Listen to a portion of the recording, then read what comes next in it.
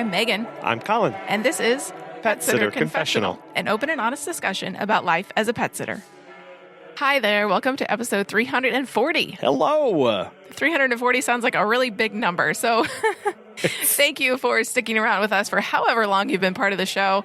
If you've listened to any of the other past 339 episodes, thank you and welcome to this one. We also want to thank Pet Sitters Associates and our Patreon supporters for helping to financially support the show. We have Lizzie, Lori, Doug and Katz, Jan, Catherine, Julie, Lucy, Barbie, Potty Wagon, Erica, Desiree, Liz, Anna, Yvonne, Noofdril, Janie, Ashley, Laura, Jack, Doug, Becky, Adriana, Beth, Savannah, Katie, Teresa, and Jennifer. Thank you so much.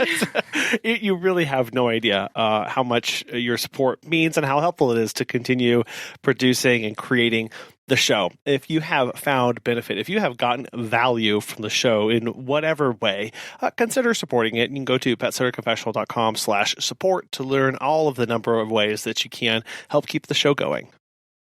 Today, we're going to be talking about technology and business technology and kind of the hacks as well. Yeah, really, because there are just so many options out there to use in business to help us. But it's a minefield of what we know is going to help us versus what could end up wasting our time versus what's actually going to be a solution. So think about the technology that you use in your business. This could be apps. This could on your phone. This is maybe software for your computer. Maybe it's hardware that you implement every single day. Think about them and start trying to figure out, are you using them to their fullest? Or maybe is there something new that you could add or replace to make your life better and make your business run smoother?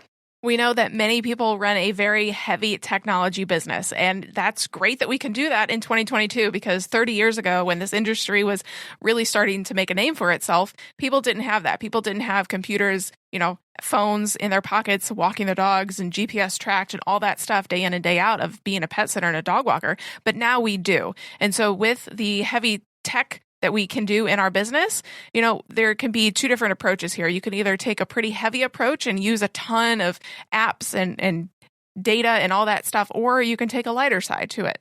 Yeah, and there's no right or wrong answer for this.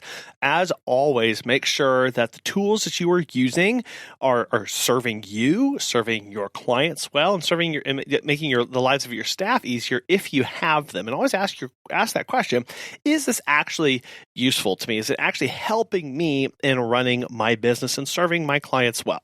Yeah, because efficiency is super important. Nobody wants to be wasting their time not only trying to learn a new app, but also maybe something that is not going to be helpful for you. That's a big one, too, is understanding, is this new thing that I'm trying to implement, is the learning curve so great that I'm actually going to waste more time than I'm going to get back at the end of it? Am I going to have to dump way too much into this to get a 5% gain in efficiency or in a better service, when in actuality I could do something different or not use it and still have satisfied customers? There's always this balancing act of understanding, what am I implementing? How much of it is going to require of me, not just the first time I open it up, but also maybe ongoing? Am I going to have to be feeding this a lot of information or data or doing a lot of things to keep it up and running, but not be getting a big payoff from it at the end? Well, and I think that's why it's important to, there's no real way to ever know exactly what you're getting yourself into before you download an app or before whatever. But if a ton of people are already using it, like if there's a software that you're wanting to transition to and a ton of pet sitters already use it, well, then that it's probably a tried and true thing versus, a brand new app that is just came out of beta testing and there's a lot of kinks and stuff. Really, if you want to be super efficient and maybe have less of that learning curve, using apps that are more established versus new ones. And just being realistic about how much you want to be involved in this. Is it possible to run your own email server in your home? Yeah, it is totally doable. Is it worth our time most of the time to do that? Absolutely not. The upkeep, the maintenance, the programming that all has to go into that is not worth it for us. We're way too busy to do that, so we go with other email options. So again, understanding where our limitations are, both in experience, in desire to do something, and in time as well. So today we wanted to break down some of the apps, the software, and the hardware that we think more people should be trying out in their business. We'll have lots of links in the show notes in the podcast app that you're listening to and on our website, PetSitterConfessional.com. So the first app that we want to talk about that we use in our own business is Slack. And this is really for communication and collaboration with your team. If you have staff members, whether they're ICs or employees, this is really important. And our tip really here is to make multiple channels. So we have a favorite photo channel that sitters can dump their favorite photo into, and I can utilize that on social media, repost it there. We have a break room. This is like any kind of water cooler talk. Funny things that they find or jokes that they have or just discussion that aren't really pet sitter or business or sit focused in relationship between others. It allows them a kind of a common area to come together on. And then we have a resources channel. So anything that we see, any news articles about pet care or any other helpful resources regarding pet dog behavior, cat behavior, whatever it is, we stick it in there. And then we have a training channel as well. When we're onboarding some staff, we stick the videos in there and they can go ahead and watch them when they're ready. Yeah, that's the first channel that any new staff member gets added to. I pre-populate a channel with all of the links, with the videos, with the podcasts that we want them to listen to and say, hey, scroll up to the top, start there, listen all the way through. And that's their training channel. Then we do other stuff beyond that, but that's kind of the first channel they get added to. If you are not interested in carrying a second phone for your business, you should consider using Google Voice, which is what we use, or another app called Grasshopper. Stop using your personal number for potential clients. You don't want to get all those calls at all hours of the day. If you turn your phone on silent, you want to make sure that they are going to a different phone number. And this works by signing up for the service. You'll be given a unique phone number that is tied to you and your identity, and then you'll download either the Google Voice or Grasshopper app service to your phone. Once you sign in, anytime somebody calls that phone number, it rings through to your phone as if that was your actual phone number. And I think you are able to pick your phone number to a certain extent. If you have a specific area code that you're wanting, you can choose that. Yep. And when clients call, it rings to that business line, your phone will ring and you can answer it. And what's really neat is that if you have someone else on your team or you're having somebody shadow or help you out on visits, or maybe this is the first step that you want to take is onboarding some of this administrative stuff, you can have them download this app and sign into their side of the account. And then when somebody calls the business line, both of your phones will ring, and then they can pick up and answer the phone for you. So even if you don't have staff, Google Voice is great for solopreneurs as well. Yep, it is, because again, it provides more boundaries and separation so that you really can have my personal life and my business life without the difficulty of carrying two separate phones. Something that we've started using very recently is Loom. You can shoot and store videos to share. So if you have a demo of the software or any SOP walkthroughs or training videos, Loom can really help with that. And I think the free version is if it's 5 minutes or under, that's free. Yeah, so if you're shooting videos that are 5 minutes or less, you can use their free tier. If you're planning on shooting longer videos or uploading longer videos, you will need to use the premium tier and pay for that. But the free tier can get you a long way, especially if you are just shooting short demo videos of how to onboard clients into your software, or what it's like to go through and book on your software, or any SOPs that you may have for your staff. 5 minutes gets you a long ways. But here's how we've been using this. So you'll download the app to your phone. You can also download this to your computer. Then, when I am at a client's home, I actually do a full video walkthrough of their home. And then the video is stored in Loom, and I'm giving directions, I'm giving context, I'm showing them where certain items are, where the litter box is, where, or how a door jamb particularly works, and how to jiggle the handle to make it work just right.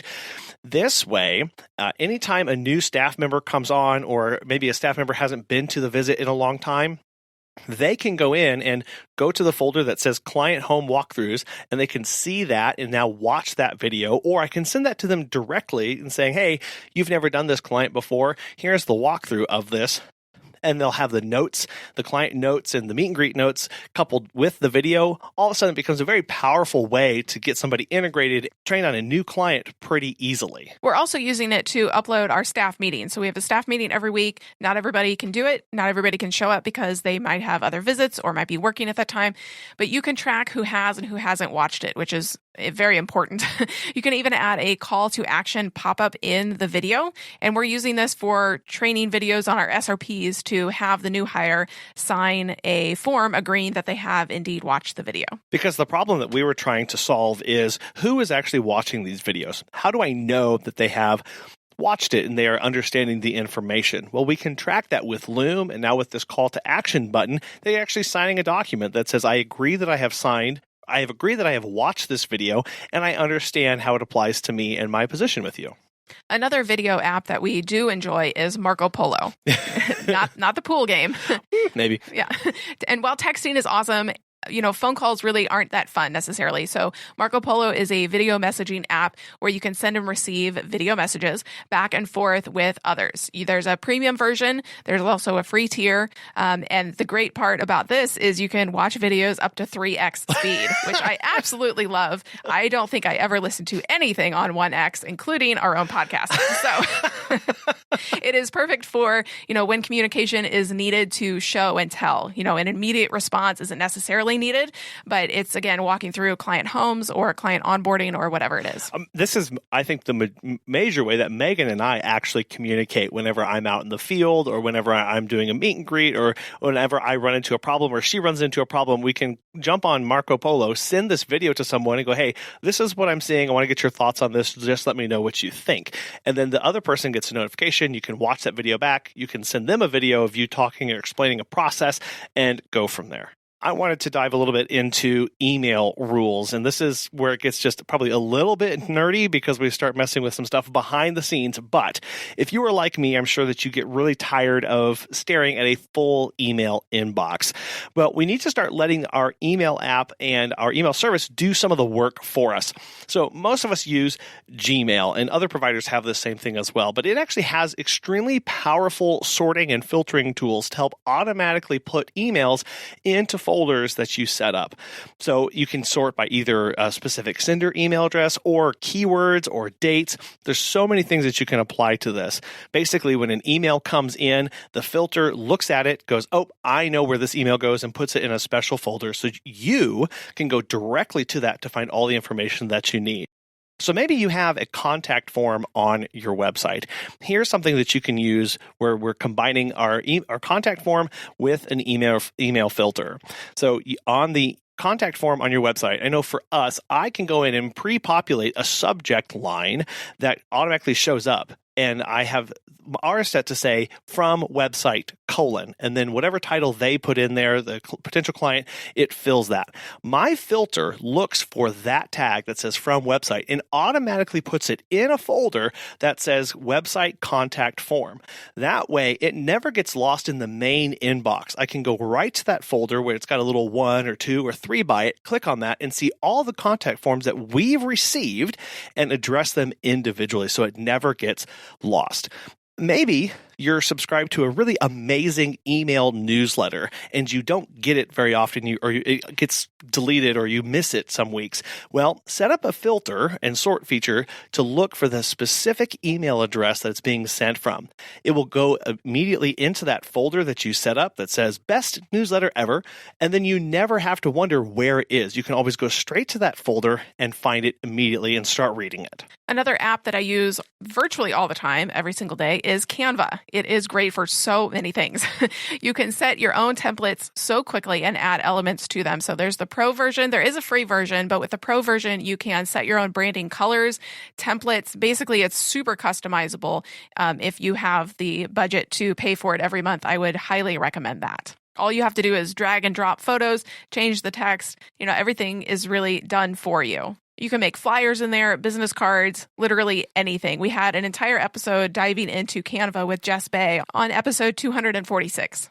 And Canva actually just came out with a brand new feature where you can remove the background of videos that are either pre-populated in there that you can source through Unsplash or that you upload yourself. So maybe you shoot a video of you talking about a new service or demoing a product, upload it into Canva. With one click, it erases the entire background for the video, and then you can add your brand colors behind it or a template or something else that you want to showcase alongside that. As dog walkers and pet sitters, we have a ton of photos all the time, every single day. It's accumulating thousands and thousands of photos. So if you pay for Amazon Prime, you actually have access to Amazon Photos, which allows you to back up an unlimited number of photos for free. So I think Amazon Prime is how much a year? I have no idea. Okay. Yeah, I don't know. But it is well worth it for this feature. We're constantly running out of room on our phones. We may not want to delete everything. We may not have time to really go through and see what's good and what's not good. You can just send it all to Amazon Photos and it'll back it all up. So if you download the app on your phone and you grant it access to your photos, it'll back up everything you have and do it automatically moving forward. So you never have to worry about, every so often I have to check to see if it's uploaded. Yeah, and if you're like me and have almost 100,000 photos on your phone, to help it upload faster, you can use the nighttime upload feature where you click a button and it keeps the app running in the foreground and your screen on at a very dim level. So it will do these bulk uploads and these big batches of photos a ton at a time to really parse through everything that you have there and speed up that process. And then when all that's said and done, you can delete photos from your phone knowing that they are safely backed up in Amazon Photos. And it does all the same things as other photos apps, management apps, where it will group them by day, by time, by location. It can do face recognition. And that way you can scroll back through and get time series photos of same dogs and locations too. That you can use those in social media or give them as gifts to clients. It's not an app, but something you should absolutely have is pet business insurance. As pet care professionals, your clients trust you to care for their furry family members. So Pet Sitters Associates is here to help. For over 20 years, they have provided thousands of members with quality pet care insurance. And because you work in the pet care industry, you can take your career to the next level with flexible coverage options, client connections, and complete freedom in running your business. Learn why Pet Sitters Associates is the perfect fit for you and get a free quote today at petsitllc.com. You can get a discount when joining by clicking Membership Pet Sitter Confessional and using the discount code Confessional when you go to checkout to get $10 off. Check out the benefits of membership and insurance once again at petsitllc.com. So let's break down a few more hacks for getting the most out of apps that you're probably already using. And the next one I want to cover is Google Maps. You are probably using some navigation app on your phone already. We're always needing directions. I actually use Google Maps even whenever I know where I'm going because it has a cool feature where it will alert you to a detour if traffic is really bad to help you optimize your route. Another feature that I know not very many people use or even know about is that you can actually download map data for offline directions. So download that Google Maps to your phone, sign into your account, and then you can select offline maps. It will ask you to select a particular geographic area to download all of that map data to. This will give you turn-by-turn directions even without cell service. And where we live, this is particularly important because in hills and valleys, there's just really dead spots in cell coverage from time to time where you're at a client's home and I need directions ASAP to get to the next visit so I'm not late. Then if I don't have my map data downloaded, it will take a really long time to get there. I'll get lost and turn around. Well, having it pre-downloaded and will auto-update from time to time as well to get you the most optimized routes. So it's a really good time saver and it's just great to have as well for emergency preparedness situations as well. Here's something that your phone can probably already do right now, and that is an automatic text replacement. So what this does is it takes a single word or phrase and automatically replaces that with a much longer phrase. So on an iPhone, go to Settings, click General, then Keyboard, and then click Text Replacement. You'll see that there are actually a few auto-populated there already. But if your phone doesn't have this, if you're on Android and you don't have this feature, or if you don't want to dive into the iPhone settings, there's actually an app called Text Expander, and you can apply that across almost every operating system out there so you can have a consistent experience, whether you're on iPhone, Windows, a Mac, or Android. But here's an example of something that you can set up.